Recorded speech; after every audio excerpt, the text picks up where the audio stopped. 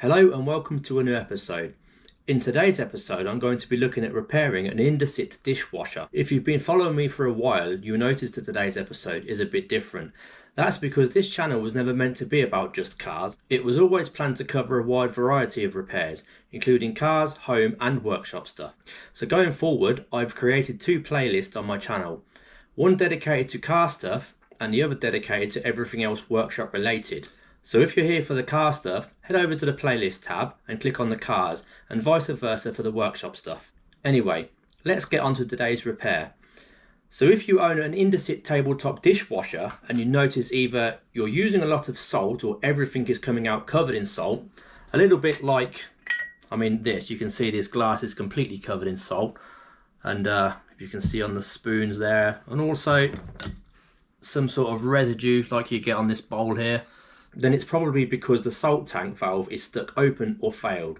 It's worth noting that this repair likely applies to most Indesit dishwashers, although the layout may vary on other models. The tools you're going to need are a normal Phillips screwdriver, a Stubby Philips screwdriver, and some WD-40, which is just behind me just here. That's all you're going to need for this repair. So let's head over to the dishwasher to show you how to repair it.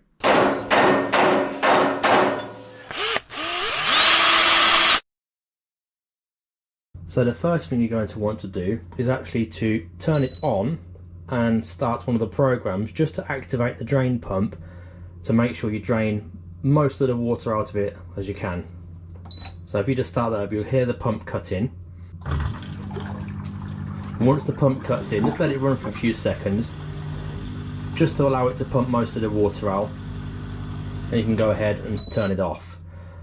Next step, you're going to want to unplug it from the power supply because you don't want to be messing around inside it with the power turned on, as water and electricity do not mix.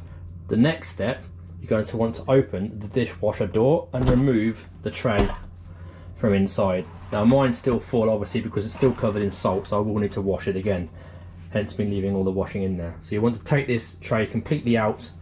To remove this is actually quite easy. It just lifts up from the back end, pull it forwards, and then that's actually free. You can just pick that up and remove it from the dishwasher. Now once you've removed the tray and you've turned the power off, you're now going to need your Phillips screwdriver to start removing the screws around the front face.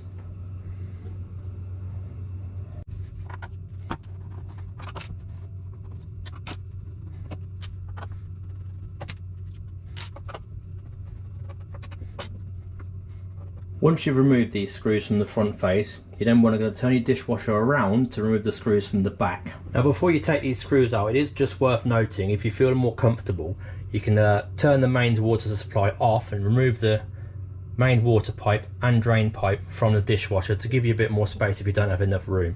But in my case I have enough space to actually leave them connected whilst I take the screws out. So the screws on the back are located down the bottom here, just here, along the top, all the way around, and the same the other side, and one hidden just underneath that pipe there.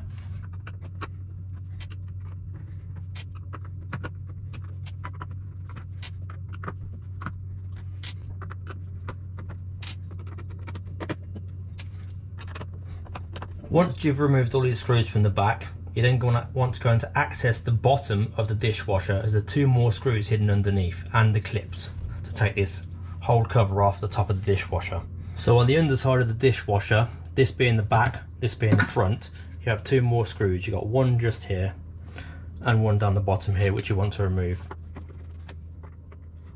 Now at this point, if you look a bit closer, you can actually see you've got clips on the cover which you want to obviously pop off, which will then allow you to remove the whole cover off the top of the dishwasher.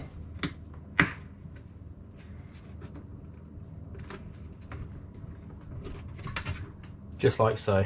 Once you've undone the clips both sides of the cover, you can then literally go ahead and lift the cover straight off the top, just like so. And then you can leave that cover just out of the way somewhere.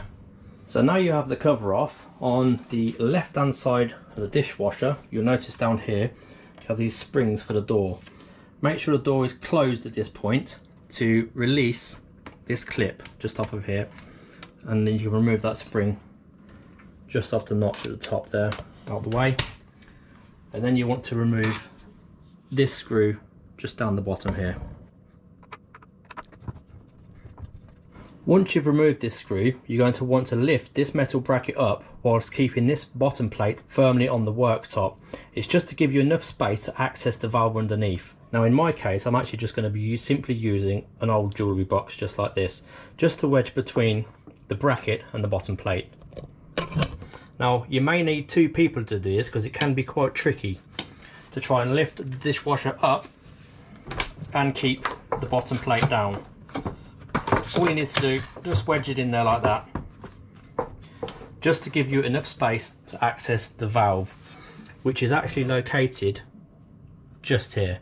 So now you have access to the valve, you most likely want to put some sort of tissue or something absorbent in the bottom here, because you will have some water coming out of the valve when you take this off. I'm just simply going to use kitchen towel in this case. Now before you take the screws out, you will need to remove the 2 plugs off the top of the valve, taking note which one came from where. And then you want to go ahead and remove the 2 screws. I mean, there's 1 screw there and 1 screw at the top just there. Now for the bottom screw, you will need your standard Phillips, or you could use your stubby one, it's up to you, but in this case I'm going to use my standard Phillips one to remove that screw. And for the top screw, this is where you're going to need your stubby screwdriver, because you need to go between the 2 terminals here to actually access that screw. Now if you have a long screwdriver, you won't be able to do this because the handle will be back here somewhere and it would catch on the frame of the dishwasher. That's why it's a lot easier to use a small stubby screwdriver. Now this is the point where you'll probably notice a lot of water coming out, just like that, see? So that's actually pouring out of the little tank on the side there, which is containing water. You can see that just going down. Once that's emptied out, that water should stop. Yeah, you can see that's actually starting to slow down now already. So take note, you've got this little O-ring just inside here. That does come out sometimes, just keep that safe. And then you can remove the valve completely out of the machine. Now all that usually happens here is this little shaft with a little spring on the back literally just gets stuck down like so. It sticks in that position. When that happens, all that does is it stops this rubber stop from actually blocking the hole up inside there. So all it does is just water flowing through continuously, which obviously drains your salt tank out into the dishwasher, covering everything in salt.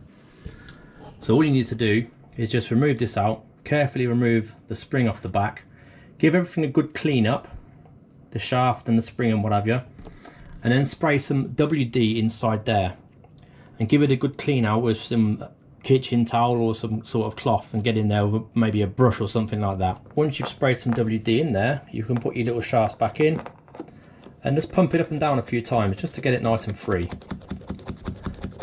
Then you can take it back out and give it a second clean up, just to make sure any of the excess rubbish that was taken off of the shaft is taken out of there.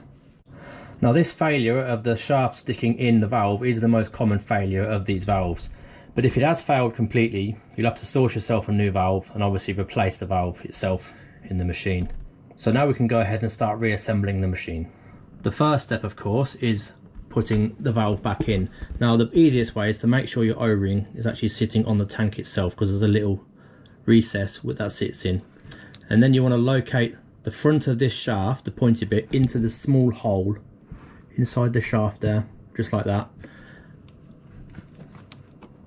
Sit it back in position and do your screws up. Once your screws are back in and secured, remember you need to plug the valve back in, remembering which side the 2 terminals came from. You can then go ahead and remove your little support and start putting the screw and the door spring back on. Now before you put the screw back in, just make sure that the metal bracket is located on its 2 little lugs each side of the screw. Now the screw is back in, you can go ahead and reinstall the door spring. You put the top part of the spring on first, you go around the pulley, and obviously you're going to need to pull the spring to put a bit of tension on it to hook it over the door connector, just like so. And if I just demonstrate for you, when you open a door, you can see how that mechanism works. And that's just to support the weight of the door, that's all, so it's easier to open and close. At this point, you can then go ahead and actually put the cover back onto the dishwasher, taking note of these plastic corner pieces to make sure they're sitting in the correct position. You've got one each side on the front, and also that this rear black trim is sitting in its correct position. It's just sitting there, that is. It's actually the rear cover screws into that. Just make sure that's located in its correct position and that this back panel is tucked underneath it.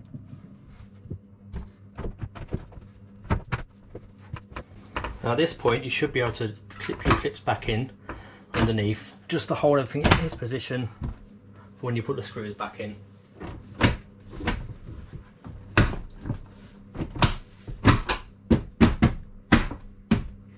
And then you can start putting all your screws back in the back, front and the bottom. Once the screws are all reinstalled, you can then put the tray back in and give it a run to test it out, and hopefully it should have sorted the problem.